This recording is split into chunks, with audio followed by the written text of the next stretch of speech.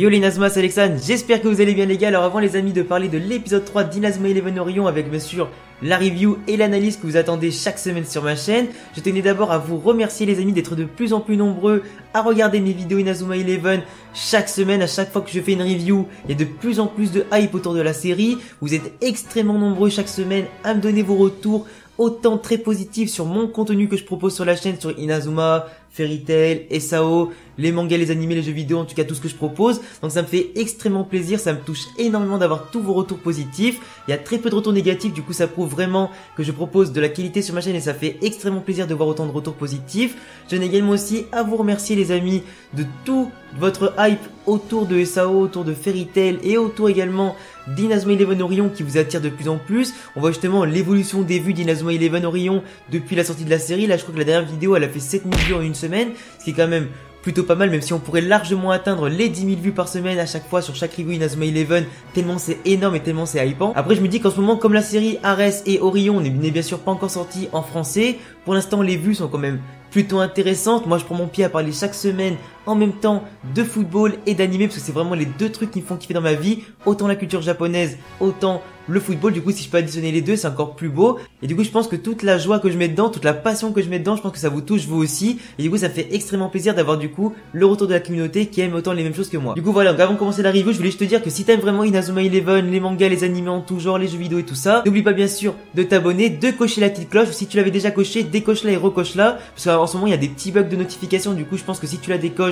et si tu la recoches, ça devrait régler un petit peu le problème. Et bien sûr laisse le petit pouce bleu pour bien sûr m'aider et surtout m'encourager dans mon contenu. Enfin bref, après cette longue introduction de remerciements, de blabla, des trucs en tout genre, on va parler bien sûr de l'épisode 3 d'Inazuma Eleven Orion qui s'est conclu avec le match entre Inazuma Japon et la Corée du Sud qui était donc le premier match de qualification de la phase asiatique pour le FFI.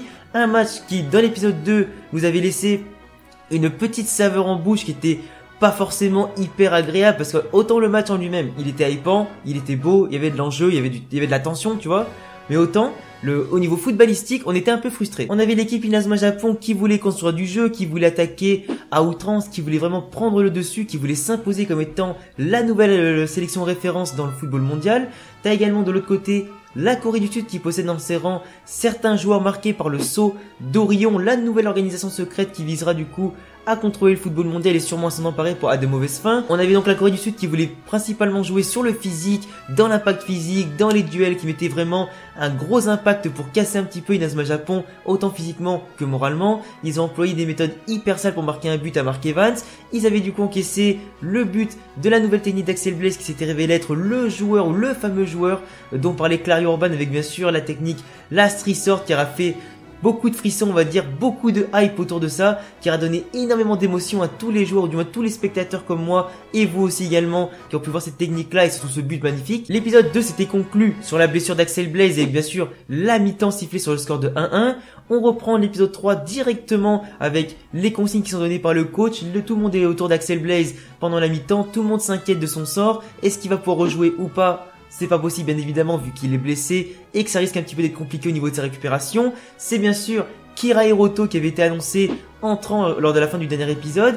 On allait enfin voir son potentiel s'exprimer dans le football mondial, c'est justement ça qu'on attendait tous pour cet épisode 3. Alors après bien sûr t'as des petites scènes drôles du style de ta Gujin qui commence à s'échauffer comme un barjo en pensant que c'est lui qui allait rentrer pour sauver la situation. C'est vrai qu'avec sa technique Fire Lemonado il aurait pu largement peut-être rentrer et marquer un but parce qu'elle est vraiment très puissante. Après c'est vrai que au niveau footballistique, Gujin n'aurait peut-être pas forcément convenu face à la Corée du Sud qui jouait beaucoup dans l'impact physique, qui aurait sûrement coupé ses trajectoires de balles et ses courses comme il avait l'habitude de le faire pour un petit peu prédire les retombées de ballon. Du coup c'est Kira Hiroto qui a été choisi, ce qui est d'un côté tout à fait normal. Parce que moi d'ailleurs dans la composition de base, là, dans le 3-5-2 choisi par le coach chinois et par Percy Travis, moi c'est Ihura que j'aurais mis sur le banc. Dans les commentaires vous avez été très nombreux à me dire ouais mais pourquoi t'insistes pour mettre Ihura sur le banc, tu l'aimes pas ou quoi? Alors c'est pas que je l'aime pas Ihura, moi je l'adore ce joueur, parce qu'en plus avec sa technique de flèche de glace et tout ça, autant en tir qu'en passe, il apporte énormément de choix tactiques, mais je veux dire techniquement et tout ça, c'est quand même le joueur le plus faible dans ce groupe-là. Et moi, je l'aurais limite mis sur le banc pour mettre justement Kira Hiroto sur le terrain, quoi. Après, comme on a pu voir justement, quand Kira Hiroto est rentré, donc il y avait des petites frictions avec Aizaki, du coup, entre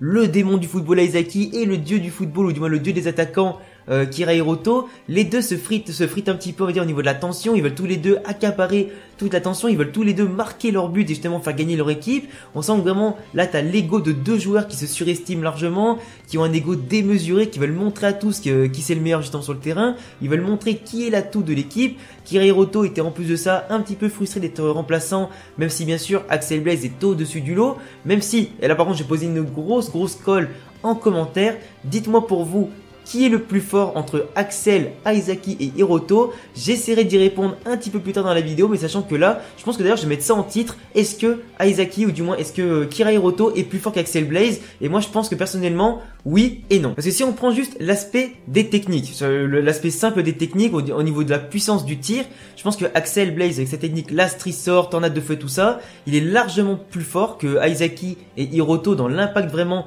de la frappe. Tu sais que, à mon avis, il a plus de chances de marquer avec sa puissance et ses techniques. Par contre, si tu le prends footballistiquement, Kira Hiroto et Aizaki, ces deux-là sont plus à même justement de dribbler plusieurs joueurs, comme on l'a vu sur le terrain dès l'engagement. On voit que Kira Hiroto et Aizaki sont tous les deux capables de dribbler 1, 2, 3, voire 4 joueurs à la suite, de combiner très largement. Ils sont très rapides, très techniques, très physiques également. Donc on les voit plus dans l'impact que Axel Blaze notamment. On les voit plus à même de maîtriser le ballon pour faire plusieurs dribbles et percer les défenses. Axel Blaze est plus un finisseur, donc un redoutable numéro 9.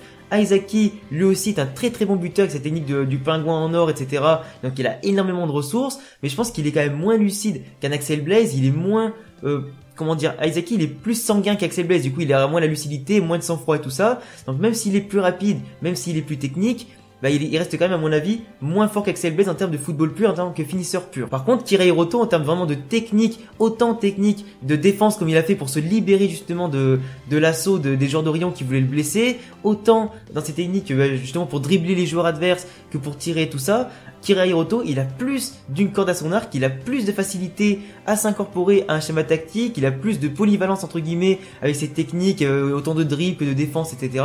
Du coup pour moi, Kira Hiroto c'est sûrement l'attaquant parmi les trois qui est le plus complet et sûrement plus fort qu'Axel Blaze. Donc voilà, en tout cas ça reste un petit débat, mais si on veut analyser ça comme ça, pour moi, si je devais faire le classement, ça ferait Kira Hiroto en premier, Axel Blaze en deuxième et Aizaki en troisième. Mais du coup on voit que dès le début de l'engagement, les deux joueurs, Aizaki, Kira Hiroto, se régalent, ils se font des dribbles, ils se lancent des regards comme s'ils se jaugeaient, comme s'ils se lançaient des défis pour savoir quel en dribbler le plus, qui marquera en premier. On les voit pas forcément combiner vraiment ensemble volontairement, on les voit plutôt s'envoyer des grosses frappes au lieu de faire des passes correctes, on va dire.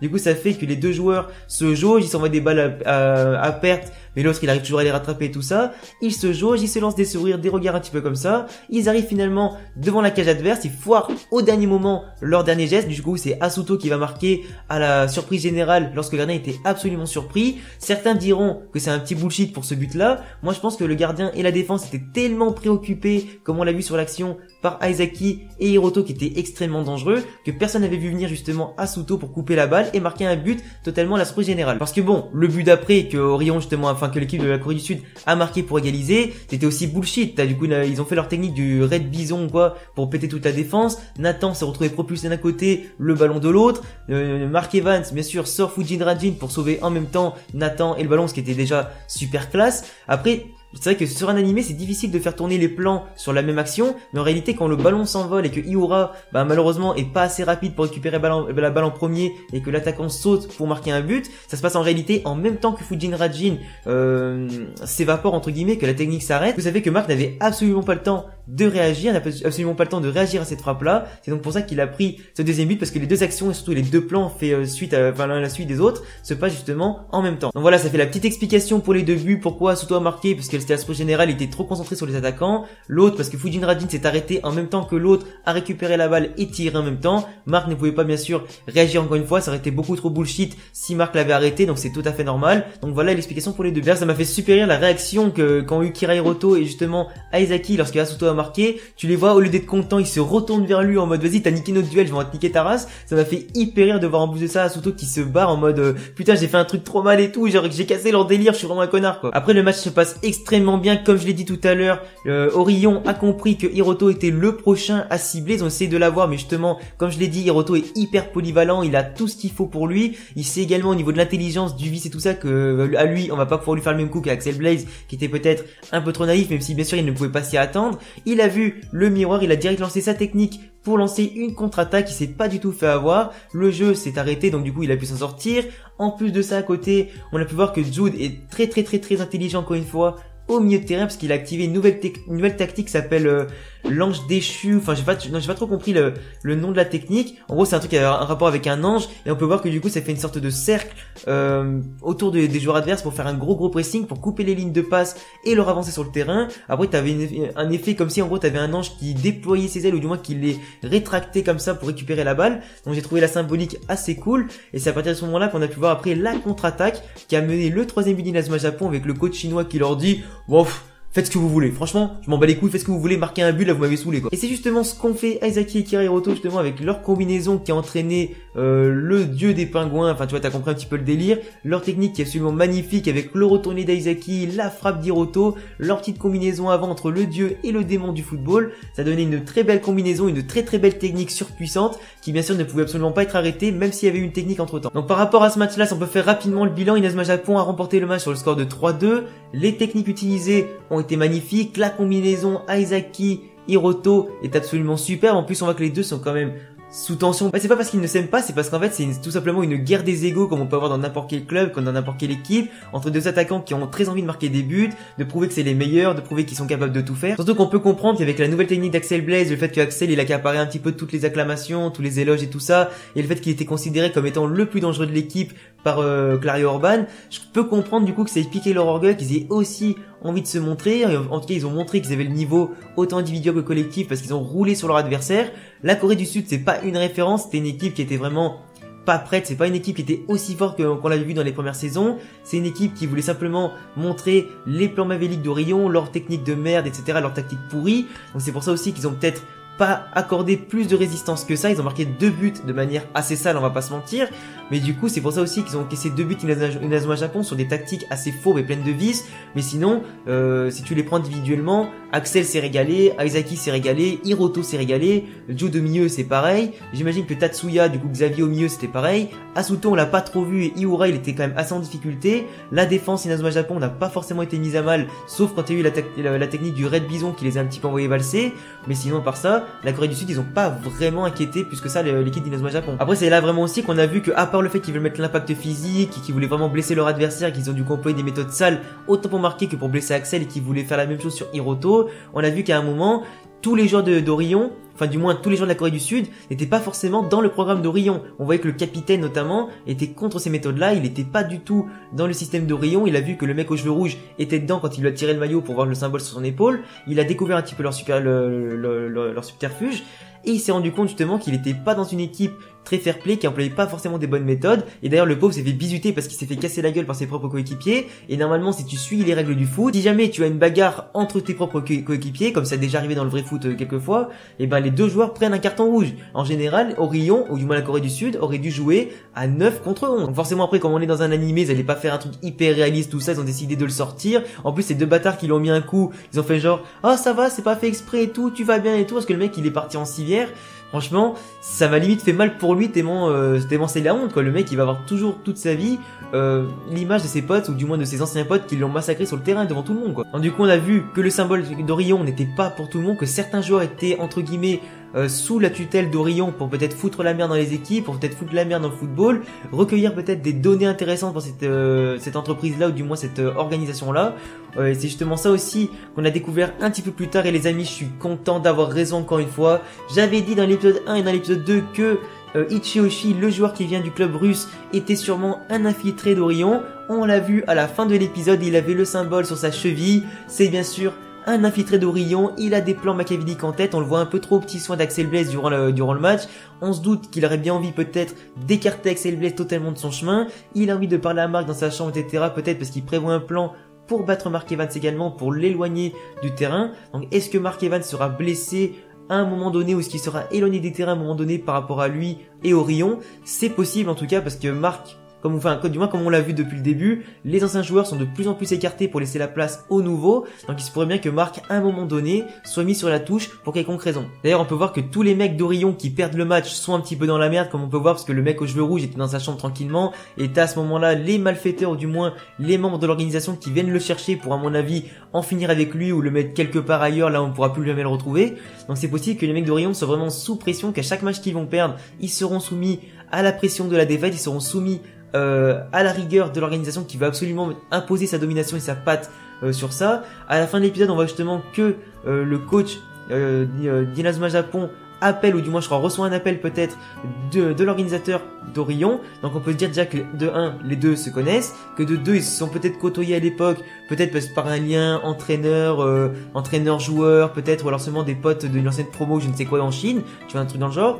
On apprend que le coach chinois est vraiment une très bonne personne parce qu'il a envie de monter une équipe au Japon pour affronter Orion et les vaincre. Donc déjà on est rassuré du fait que lui aussi n'est pas maléfique. Mais d'un côté il y a quand même énormément de questions à se poser, surtout qu'en plus on finit l'épisode 3 sur Jude qui est en train de regarder un replay du match et Aizeki qui vient le voir en disant t'as vu un problème, etc., t'as vu un truc.